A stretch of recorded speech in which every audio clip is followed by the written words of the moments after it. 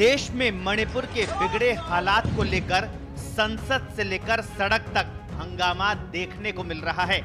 Monsoon सत्र के पहले ही दिन कांग्रेस, शिवसेना और वाम दलों सहित सभी विपक्षी दलों के सांसदों ने संसद का कामकाज ठप कर पहले मणिपुर हिंसा पर चर्चा कराने की मांग की।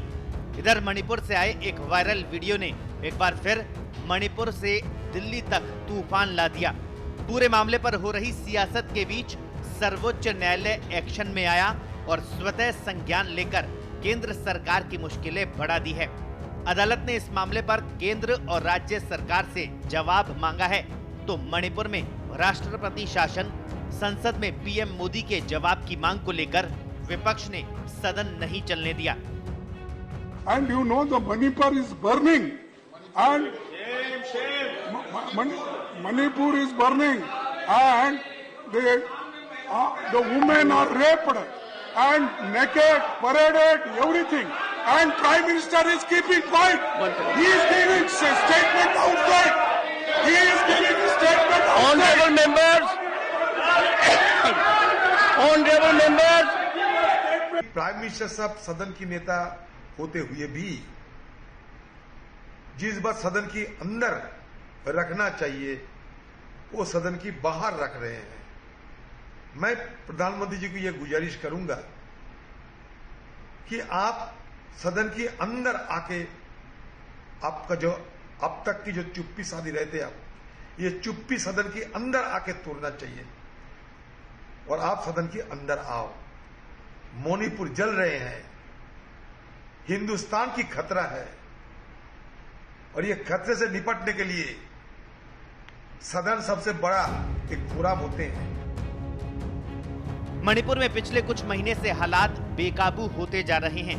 3 मई से जारी हिंसा में अब तक 120 से ज्यादा लोगों की मौत हो चुकी है, जबकि 50,000 से ज्यादा लोग घायल हैं। राज्य में हिंसा रोकने के लिए केंद्र और राज्य सरकार की ओर से अब तक कई प्रयास किए गए, लेकिन वहां के बिगड़े हालातों ने सब पर पानी फेर दिया। हिंसा पर रोक लगाने के लिए गृह मंत्री अमित शाह भी 3 बैठकें कर चुके हैं, लेकिन उसके बाद भी राज्य के हालात नहीं सुधरे। हालांकि पिछले कई महीने से चल रही हिंसा के बाद संसद सत्र के पहले दिन प्रधानमंत्री नरेंद्र मोदी ने अपनी चुप्पी तोड़ी और इसकी घोर निंदा की। मणिपुर की जो घटना सामने आई है,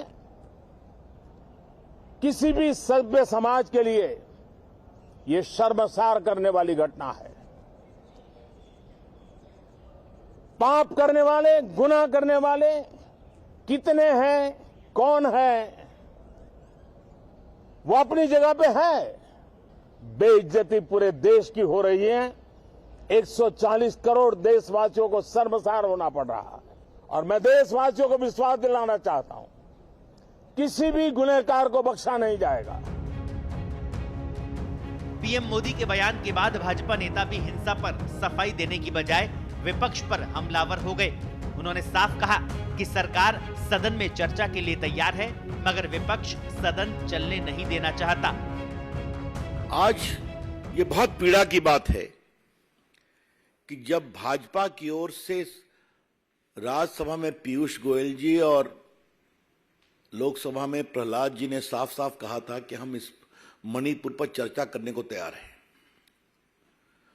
तो कांग्रेस पार्टी और विपक्ष किस क्लॉज में चर्चा हो इसी पर बहस कर रहे हैं।